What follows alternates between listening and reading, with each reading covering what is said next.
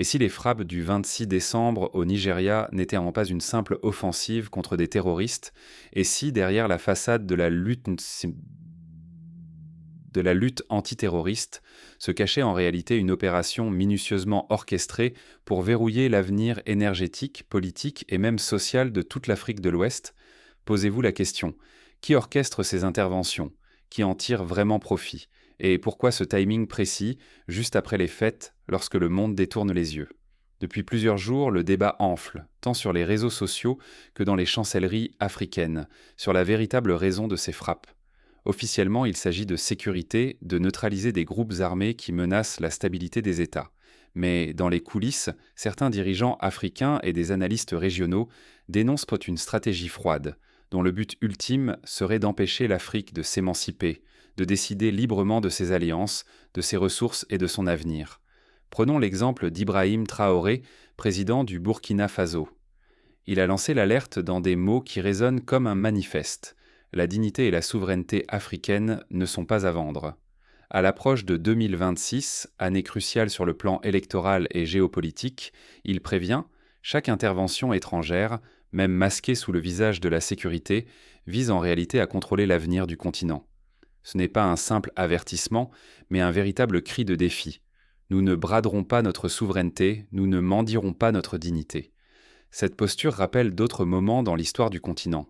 Songez à Patrice Lumumba au tout début des années 60, dont les discours enflammés pour l'indépendance du Congo ont été suivis de pressions, de tentatives de déstabilisation, puis de son assassinat. Ou encore à Thomas Sankara, qui avait osé remettre en cause la dette et l'influence étrangère avant d'être renversé dans des circonstances troubles. L'histoire ne ment pas. Après de tels discours, la tension monte. Ce n'est jamais un simple échange d'opinions, mais souvent le prélude à des rapports de force, à la formation de nouvelles alliances militaires dans l'ombre, parfois via des sanctions, parfois via des manœuvres discrètes. Aujourd'hui, ce qui se passe n'est plus un entrefilé perdu entre deux actualités. Les frappes du 26 décembre marquent le début d'un affrontement silencieux, soigneusement ignoré par la plupart des grands médias occidentaux. La région est en feu, mais l'information dominante se concentre sur la peur, sans jamais dévoiler les véritables marionnettistes, ceux qui tirent les ficelles à distance. Pourquoi devrait-on s'en soucier, surtout à des milliers de kilomètres? Parce que ce qui commence au Nigeria finit toujours par retomber sur votre vie quotidienne, que ce soit le prix du carburant à la pompe, la valeur de votre monnaie, ou même la stabilité de votre emploi.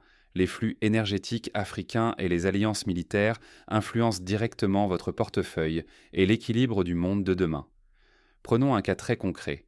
En 2008, lors de la crise financière mondiale, une poussée de tension au Nigeria avait suffi à faire grimper le prix du baril de pétrole de plus de 15% en quelques semaines. Des familles à Paris, Montréal ou Johannesburg ont vu du jour au lendemain leur facture de chauffage exploser. Fermer les yeux sur ces événements, c'est risquer d'être manipulé, de perdre votre souveraineté individuelle ou collective, ou de voir vos finances et votre avenir bouleversés sans même comprendre pourquoi. L'inaction, c'est céder la plume à d'autres pour écrire votre histoire à votre place. Derrière cette apparente guerre contre le terrorisme, une mécanique bien plus vaste s'active. Pour comprendre ce qui se joue vraiment, il ne suffit pas de lire les communiqués officiels. Il faut remonter le fil des intérêts, examiner les relations historiques, analyser qui a tout à gagner dans cette partie d'échec mondial. Pourquoi les États-Unis ne lâchent-ils jamais vraiment prise, même après avoir perdu une base stratégique? Demandez-vous pourquoi une superpuissance fraîchement expulsée du Niger agit comme si de rien n'était. Le départ américain du Niger, après la rupture de la coopération militaire, n'est pas qu'un simple revers. Washington perd plus qu'un point d'appui logistique. C'est un œil effacé sur des milliers de kilomètres carrés, une fenêtre stratégique brutalement refermée. Pour illustrer ce point, souvenez-vous de la base Airbase Toussaint 1, près d'Agadez, qui permettait aux Américains de surveiller l'ensemble du Sahel grâce à une flotte impressionnante de drones. Lorsque la coopération a été rompue en 2024, ce fut comme si un géant perdait soudain la vue sur un immense territoire. Mais les États-Unis ne quittent jamais tout à fait la partie. Au lieu de s'accrocher à la terre, ils déplacent leur jeu vers la mer. Le golfe de Guinée devient alors la nouvelle base invisible. Depuis les eaux internationales, des frégates, des drones et des avions opèrent loin des regards, projetant une puissance silencieuse, hors de portée des caméras et des protestations locales. Ce déplacement de la stratégie militaire n'a rien de nouveau. Rappelez-vous la guerre du Golfe au début des années 90. La coalition internationale avait massé ses forces navales dans le Golfe Persique pour frapper l'Irak, tout en évitant les risques politiques liés à une présence massive sur le sol saoudien. Aujourd'hui, la même logique s'applique. Opérer depuis la mer, c'est exercer une pression sans risque politique. Si une mission échoue, nul drapeau ne flotte à l'image, aucun portail n'est filmé. Tout se dissout dans la brume des eaux internationales, loin des foules et des accusations directes. Ce glissement tactique redéfinit la carte du pouvoir. Le Nigeria se retrouve au centre du jeu. Ce pays n'est pas seulement un géant par sa population, plus de 223 millions d'habitants, ou par ses ressources. C'est le carrefour vital de l'Afrique de l'Ouest, par ses ports, ses oléoducs, ses raffineries et ses réseaux commerciaux. Qui tient le Nigeria, tient les routes du pétrole, du gaz, des marchandises, et par ricochet influence l'équilibre des alliances. Prenons un autre exemple concret. En 2016, une attaque contre un pipeline majeur dans le delta du Niger avait réduit de moitié les exportations du pays en quelques semaines. Les marchés mondiaux du pétrole avaient immédiatement réagi, propulsant les prix à la hausse, tandis que des industries entières, en Europe et en Asie, étaient données contraintes de ralentir leur production. Un incident au Nigeria ne reste jamais local. En quelques heures, les marchés mondiaux frémissent, les prix du carburant s'envolent et les chaînes logistiques s'enrayent, d'Afrique jusqu'aux rayons des supermarchés européens ou américains. Ce qui se joue à Lagos ou Abuja finit par toucher le quotidien de millions de personnes bien au-delà des frontières. Le Nigeria, ce n'est pas qu'une question de ressources. Politiquement, ces choix pèsent sur l'avenir des alliances régionales. S'ils penchent vers la CEDEAO, cette dernière gagne en poids face au Sahel. Mais s'ils basculent du côté opposé, c'est tout l'axe Burkina, Mali, Niger qui pourrait s'élargir, bouleversant la carte du pouvoir africain. L'enjeu est limpide. Influencer ou contrôler le Nigeria, c'est verrouiller ou ouvrir la porte de l'Afrique de l'Ouest. Mais derrière cette lutte d'influence, ce sont les populations locales qui en paient le prix. Car chaque crise au Nigeria n'est pas qu'un épisode isolé. C'est une onde de choc pour toute la région et même pour l'économie mondiale. Imaginons un scénario. Si demain, le Nigeria décidait de nationaliser totalement son secteur pétrolier, à l'image de la décision de Mossadegh en Iran dans les années 50, les conséquences seraient immédiates. Les compagnies étrangères perdraient-ils des milliards de dollars, les marchés paniqueraient, et des pressions économiques, voire des opérations secrètes, seraient probablement déclenchées pour renverser la décision. L'histoire récente de la Libye ou du Venezuela regorge d'exemples où la volonté d'émancipation énergétique a été violemment combattue. Si le Nigeria devient un simple pion, l'Afrique de l'Ouest reste enfermée dans le piège de la dépendance. Mais si le Nigeria s'émancipe, c'est l'idée d'une Afrique unie et indépendante qui pourrait enfin émerger. Pourtant, derrière ce décor de lutte contre l'instabilité, un piège plus subtil se dessine, le confinement stratégique ou containment trap. Mais que cache réellement ce confinement stratégique et comment les frappes du 26 décembre s'inscrivent-elles dans ce jeu d'ombre ? Pour comprendre, il faut remonter aux premiers signaux d'alerte, les conflits qui persistent année après année sans jamais être vraiment résolus. Et si ces conflits maintenus à feu doux n'étaient pas une malédiction, mais une stratégie froide ? Et si l'instabilité qui ronge le Sahel n'était qu'un piège savamment orchestré, destiné à bloquer toute renaissance ? Un enfermement parfait, assez de crises pour étouffer tout progrès, jamais assez pour mobiliser la planète. Voilà le containment trap. Installer la région dans un entre-deux, ni guerre totale, ni paix véritable. Un équilibre toxique où la violence reste sous contrôle, où l'intervention étrangère s'impose sans fin, où la souveraineté s'effrite sous le prétexte de sécurité. Prenons Salif, chauffeur burkinabé. Chaque matin, il remplit son camion de mil et d'huile pour relier deux villes. Mais la route est se verrouiller. Barrages militaires, contrôles, raquets, frontières fermées pour la sécurité. À tout instant, un affrontement peut éclater, une cargaison être saisie, une route devenir impraticable. Pour Salif et pour des millions d'autres, la peur n'est pas un concept, c'est leur quotidien. C'est là que le piège du confinement révèle toute sa cruauté. Ce n'est pas un cas isolé. Partout dans le Sahel, des commerçants, des enseignants, des agriculteurs subissent la même réalité. La peur devient un levier de pouvoir. On promet la sécurité, mais on impose la dépendance. Plus la menace grandit, plus l'aide extérieure s'installe, moins la souveraineté paraît possible. Pour survivre, les États acceptent des accords qui les lient à l'extérieur. Coopération militaire, base temporaire, surveillance étrangère. Peu à peu, leur pouvoir de décision s'efface. Les routes, les marchés, les frontières sont quadrillés par des forces étrangères ou des groupes armés. Dans le Sahel, chaque voie coupée, chaque nouveau checkpoint, c'est une artère économique qui se ferme. Les camions de Salif patientent des jours, parfois des semaines. Les marchés se vident. Les prix flambent. Quand la crise déborde, elle touche les ports côtiers. Cotonou, Abidjan voient leur trafic baisser. Les devises disparaissent. La vie chère s'installe. Ce cercle vicieux n'est pas propre à l'Afrique. On l'a vu dans les Balkans dans les années 90. La guerre entretenue à bas bruit a permis à des puissances extérieures d'imposer leurs solutions, leur économie, leur monnaie. La pauvreté nourrit la peur justifie la dépendance détruit l'unité. Car le vrai danger, pour ceux qui tirent les ficelles, ce n'est pas la guerre, c'est l'éveil, l'unité du Sahel. L'idée que le Burkina Faso, le Mali, le Niger, épaulés par le Nigeria, pourraient contrôler leurs ressources, choisir leurs alliances, inventer leur monnaie.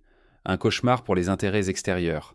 Laisser ce piège durer, c'est condamner Salif et toute une génération à la dépendance, à la précarité, à l'impossibilité d'un avenir stable.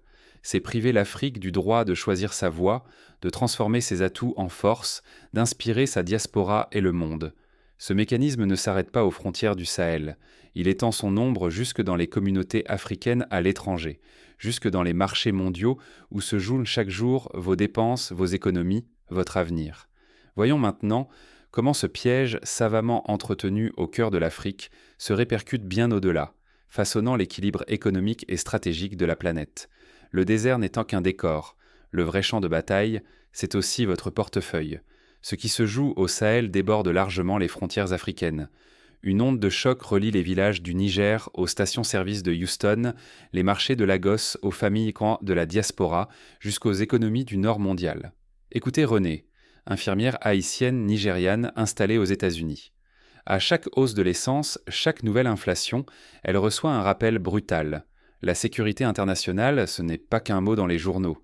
C'est du stress, des sacrifices, des choix impossibles, envoyer de l'argent à la famille ou payer l'électricité.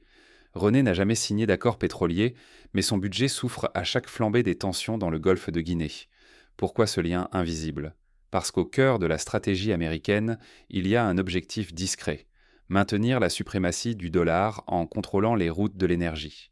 Le pétrole nigérian n'est pas qu'une ressource africaine, c'est aussi un pilier des marchés financiers, une soupape pour la stabilité du dollar. Chaque cargaison quittant le delta du Niger remplit des coffres, mais rarement ceux du peuple. Elle garantit aux multinationales, aux fonds de pension occidentaux, une tranquillité chèrement payée, loin des projecteurs. Derrière chaque intervention militaire, chaque traité de sécurité, un écosystème de profit se met en place. Les experts parlent d'opportunités, de partenariats stratégiques. Mais pour la majorité, cela ressemble surtout à une spirale de prix incontrôlable. Explosion des coûts de transport, flambée des denrées de base, dollars tout-puissants, salaires figés. La richesse s'évapore, la facture, elle, reste locale. Pour la diaspora africaine, c'est la double peine. Il faut envoyer de l'argent pour soutenir les proches frappés par l'insécurité ou la dévaluation, tout en assistant impuissants au même cycle de promesses et de crises, toujours orchestrés ailleurs. La solidarité devient une obligation, un fil invisible reliant les vies entre Lagos, Port-au-Prince et New York. À Abuja, la tension monte à l'approche de l'élection de 2027. Les pressions extérieures s'intensifient. On murmure déjà le Gambit d'Abuja, cette stratégie visant à garder le Nigeria dans l'orbite occidentale. Si le Nigeria choisissait de rompre, de s'aligner avec Bamako, Ouagadougou ou Niamey, c'est tout le mécanisme de domination économique et militaire qui vacillerait. Le dollar perdrait son ancre, les marchés seraient un an forcés de se réinventer et l'Afrique pourrait enfin reprendre la main sur son destin. Ce qui se joue ici n'est pas seulement la souveraineté d'un pays. C'est la capacité de millions de personnes, en Afrique comme dans la diaspora, à bâtir une vie digne, à rêver un avenir sans chaînes invisibles. De chaque côté de l'Atlantique, la question demeure : qui paie le vrai prix de la sécurité ? Et jusqu'à quand accepter ce jeu de dupes ? Mais les frappes du 26 décembre au Nigeria ont-elles vraiment changé la donne, ou ne sont-elles qu'un épisode de plus dans cette longue partie d'échecs ? Pour comprendre ce qui s'est vraiment joué ce jour-là, il faut plonger dans les coulisses de la stratégie américaine. Si l'instabilité devient une arme, comment la neutraliser entre des mains expertes ? Première étape, reconnaître le piège. Les discours sécuritaires s'installent insidieusement. La peur justifie l'intervention. Chaque aide étrangère se transforme en levier. Chaque accord restreint un peu plus la marge de manœuvre nationale. Les aides conditionnées se présentent en solution, mais deviennent des chaînes.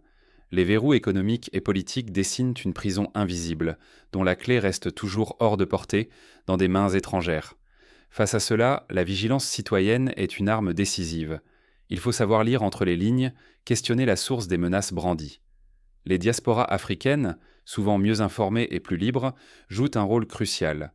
Elles exposent les manipulations, relaient les faits, mobilisent de l'opinion internationale contre ces systèmes d'emprise.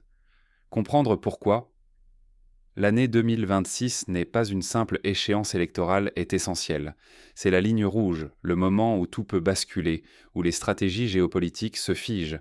Se préparer, c'est refuser la surprise, anticiper les manœuvres de ceux qui profitent au fond du flou pour renforcer leur domination.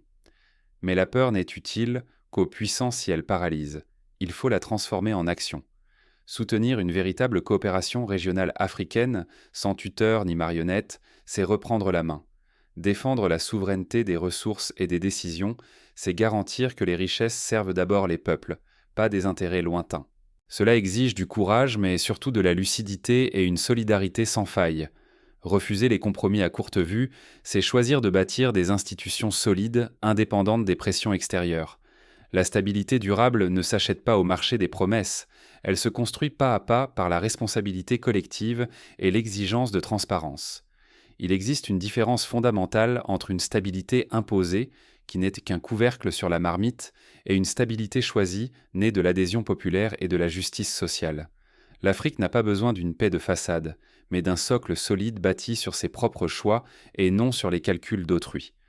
Car céder maintenant, c'est sacrifier l'avenir. Mais agir, s'organiser, résister intelligemment, c'est ouvrir la voie à une Afrique nouvelle, digne, autonome, maîtresse de ses choix. Les enjeux sont clairs, la dignité, l'autonomie, la capacité d'écrire une histoire qui propose et non qui subit. La vraie question, celle que tous fuient, c'est qui est prêt à voir une Afrique qui ne demande plus la permission? Pour comprendre l'ampleur de la manipulation, il faut revenir aux événements du 26 décembre. Ce qui s'est joué ce jour-là au Nigeria dépasse le simple cadre de la lutte antiterroriste. L'enjeu n'a jamais été aussi proche. Il s'agit de votre liberté, de votre portefeuille et du pouvoir de choisir qui écrira le prochain chapitre. Ce qui se joue en Afrique de l'Ouest dépasse le bras de fer entre grandes puissances.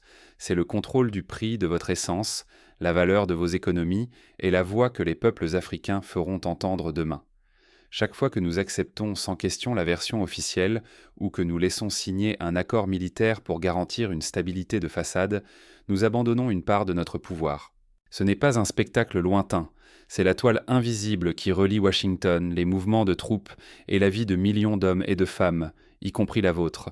Fermer les yeux, c'est laisser d'autres écrire l'avenir du continent et du monde. Mais s'informer, en débattre, rejoindre ceux qui veulent une Afrique souveraine, c'est reprendre la plume. L'instabilité n'est jamais neutre. Elle profite à ceux qui misent sur la peur, la division et la dépendance des économies africaines à des intérêts étrangers. Chacun a sa part à jouer. La souveraineté de l'Afrique ne se quémande pas, elle se construit, par des voix qui refusent le silence, par des regards qui percent le brouillard des manipulations.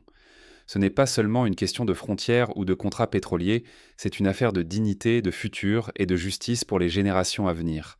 Dès aujourd'hui, ne laissez personne vous convaincre que c'est trop compliqué, trop dangereux ou déjà écrit. Les récits fabriqués sont puissants, mais la vérité et la solidarité le sont plus encore. Plus nombreux seront ceux qui comprennent les enjeux réels, plus il sera difficile d'imposer la fatalité au continent. Que vous soyez à Cotonou, à Paris, à Ouagadougou ou à Abuja, c'est le même combat. Faire entendre votre voix, refuser la résignation, bâtir une Afrique qui décide pour elle-même. Le piège de la fatalité ne tient que si l'on baisse les bras. Rejoignez la conversation, partagez l'analyse, informez-vous et informez autour de vous. Chaque geste compte, chaque réveil est une victoire contre l'effacement. Au fond, l'histoire n'est pas encore jouée. Elle s'écrit avec l'audace de ceux qui refusent d'être spectateurs. La question n'est plus de savoir si l'Afrique peut être souveraine, mais qui aura le courage de s'en donner les moyens. Le moment d'agir, c'est maintenant. Mais n'imaginez pas que tout cela se limite à des discours ou à des analyses abstraites. Il existe des exemples historiques puissants qui montrent que l'unité et la résistance peuvent porter leurs fruits. En Amérique latine, l'Alliance bolivarienne pour les peuples de notre Amérique a permis à plusieurs pays de défendre leurs intérêts face aux pressions externes. En Asie du Sud-Est, l'ASEAN a montré qu'une coopération régionale pouvait renforcer la souveraineté de chaque État membre face aux géants mondiaux. L'Afrique peut, elle aussi, s'inspirer de ces modèles pour bâtir ses propres institutions et défendre ses choix. Pratiquement, cela commence par la transparence et l'implication citoyenne. Les jeunes Africains, qu'ils soient étudiants à Dakar, entrepreneurs à Lagos ou membres de la diaspora à Londres, peuvent s'organiser en collectif, exiger des comptes à leurs dirigeants, mener des campagnes de plaidoyer sur les réseaux sociaux et dans les médias. La technologie offre aujourd'hui des outils redoutables pour contourner la censure et diffuser des informations fiables. Des plateformes comme WhatsApp, Telegram ou Signal permettent de partager des alertes en temps réel, de mobiliser pour des manifestations ou des consultations citoyennes. Il est aussi crucial de renforcer l'éducation politique et économique, afin que chaque citoyen comprenne les mécanismes de la dette, des accords commerciaux ou des investissements étrangers. Des ateliers, des podcasts, des chaînes YouTube dédiées à la géopolitique africaine peuvent jouer un rôle décisif pour éveiller les consciences. Plus les peuples sont informés, moins ils sont manipulables. Un autre levier puissant, c'est la solidarité transfrontalière. Face aux tentatives d'isolement ou de division, il faut multiplier les échanges universitaires, les jumelages entre villes africaines, les forums économiques régionaux. Imaginons qu'une grève de transporteurs au Burkina Faso soit immédiatement soutenue par des syndicats au Ghana ou en Côte d'Ivoire. L'impact sur les décideurs serait décuplé. L'union fait la force, et ce n'est pas un slogan vide, mais une réalité démontrée par l'histoire. Enfin, la diaspora africaine doit jouer pleinement son rôle de relais et de vigie. En investissant dans des projets locaux, en soutenant les médias indépendants, en alertant les instances internationales sur les ingérences ou les violations de souveraineté, elle peut contribuer à desserrer l'étau du confinement stratégique. Lors de la crise ivoirienne de 2010, la mobilisation de la diaspora avait permis de médiatiser certains abus et d'obtenir des enquêtes indépendantes. Préparer l'avenir, c'est aussi anticiper les scénarios de crise. Les États africains doivent renforcer leur capacité à gérer les cyberattaques, les campagnes de désinformation, les tentatives de sabotage économique. Cela passe par la formation de spécialistes, la création de centres de veille stratégiques, la mutualisation des ressources entre pays voisins. En conclusion, la partie qui se joue au Nigeria et dans toute l'Afrique de l'Ouest n'est pas une fatalité. Elle offre au contraire une occasion unique de réinventer la souveraineté, de bâtir une stabilité durable et inclusive. À condition que chacun prenne sa part, refuse la résignation et ose croire en la force de l'unité. Car l'avenir n'est pas écrit. Il attend ceux qui auront le courage de le saisir. Alors, la prochaine fois que vous entendrez parler d'une simple frappe antiterroriste, loin de chez vous, souvenez-vous de Salif, de René, de tous ceux qui chaque jour vivent les conséquences de ces décisions. Posez-vous la question. Qui décide vraiment? Qui profite? Et que pouvez-vous faire, vous,